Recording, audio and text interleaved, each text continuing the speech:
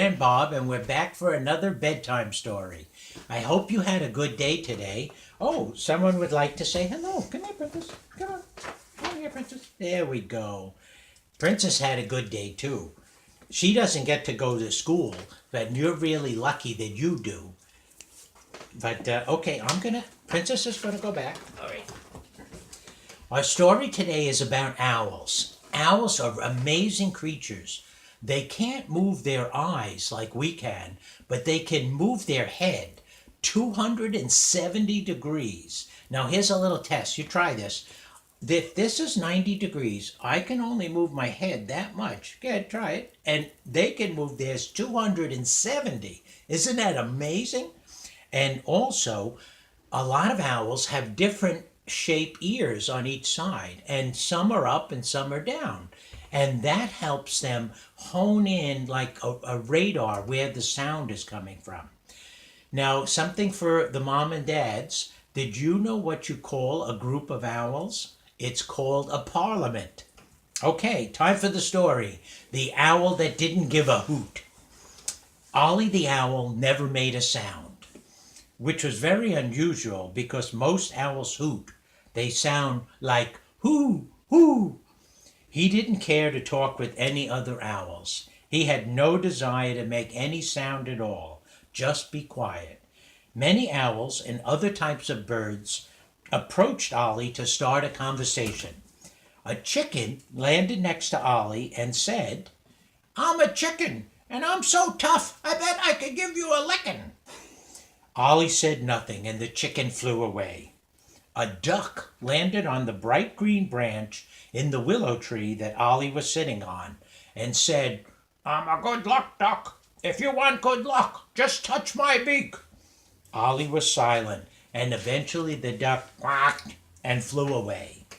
A short while later, it started raining. Luckily, it was summer, so it wasn't cold. Ollie continued to sit in the willow tree, and suddenly a finch flew up to him. The newcomer said, "I'm a finch, and I'm going to give you a pinch." And so he did. Even then, Ollie didn't make a sound, just moved down the branch away from the annoying newcomer. The finch flew away. Ollie quietly sat on his branch, watching the rest of nature moving around him. Owls have a very good eyesight, and he saw something happening which disturbed him greatly.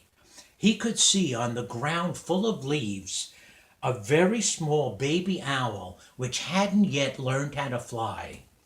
The baby owl was hopping and then falling on the ground. This baby owl started crying. "Where's my mother? Mommy, help me."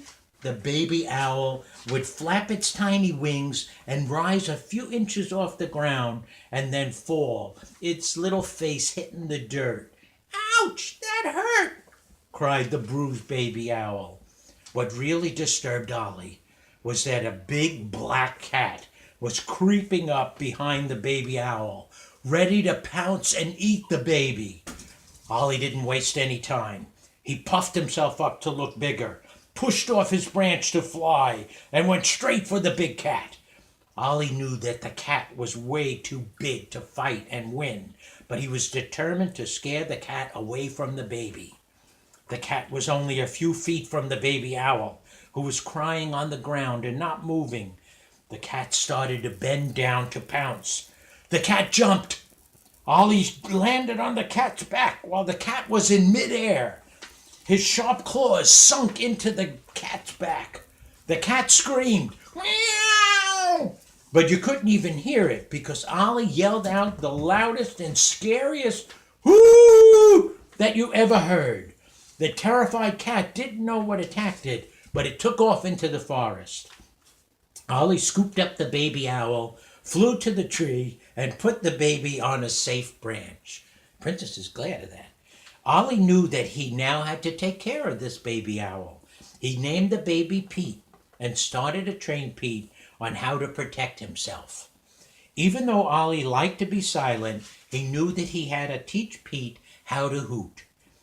Ollie explained to Pete, when owls hoot, it acts as a kind of radar to tell them what's around them. It also tells other owls, this is our territory. Pete couldn't get the hang of making a hooting sound. Pete was trying so hard, but out came meow. No, that's a cat, Ollie said. Then Pete said, roof. No, that's a dog, remarked Ollie. Pete tried again and said, pooh. He couldn't make the right sound and started to cry in frustration. Then Ollie asked Pete, do you know who is the luckiest owl in the forest? Who? Asked Pete. Yay, you got it, Oliver cheered. Then they both hooted together and laughed. The end.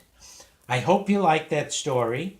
Owls are amazing, and there's so many amazing creatures in this world that it's our job to take care of them. So let's never forget that. So now, when you see an owl, you know what to ask it. Who? Good night.